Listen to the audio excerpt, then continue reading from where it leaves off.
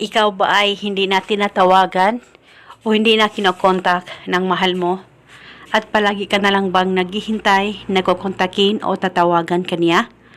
Ngayon, itong ritual na ibabahagi ko sa inyo ay napaka-epektibo upang tatawagan o kukontakin ka ng taong mahal mo na matagal lang hindi nakipag-usap sa iyo. Basta itong ritual ay gawin sa mabuti at hilingin ng buong puso. Ang gagawin mo lamang, kumuha ka ng kahit na anong kulay na panulat at isulat sa palad mo ang kanyang tunay na pangalan at apelido ng isang beses. At sa ibaba, isulat mo, call and text me now.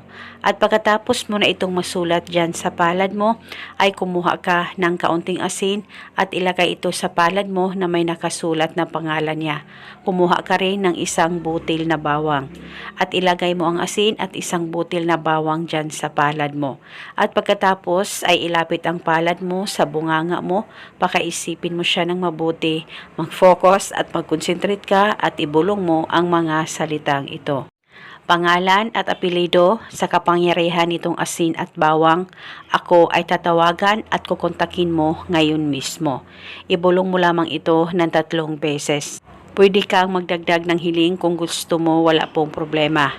At pagkatapos ay itapon mo ang asin at itago mo ang bawang. At huwag niyo pong kusang burahin ang nakasulat dyan sa palad mo, hayaan mo lamang ito. Kinabukasan, ulitin ang paggawa nitong ritual sa kahit na anong oras na gusto mo. At ganun pa rin ang bawang ang gagamitin mo at kumuha ka ng panibagong asin. At paniguradong matatamaan siya sa oras na magawa mo ang ritual na ito at isa itong paraan para kukontakin o tatawagan ka ng taong mahal mo. At gawin itong ritual hanggang kailan mo gusto.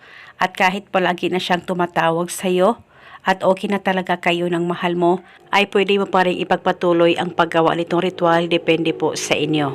Basta magtiwala ka lang talaga 100% sa mga ganitong pamamaraan. At eto muna sa ngayon, maraming salamat po sa panunood.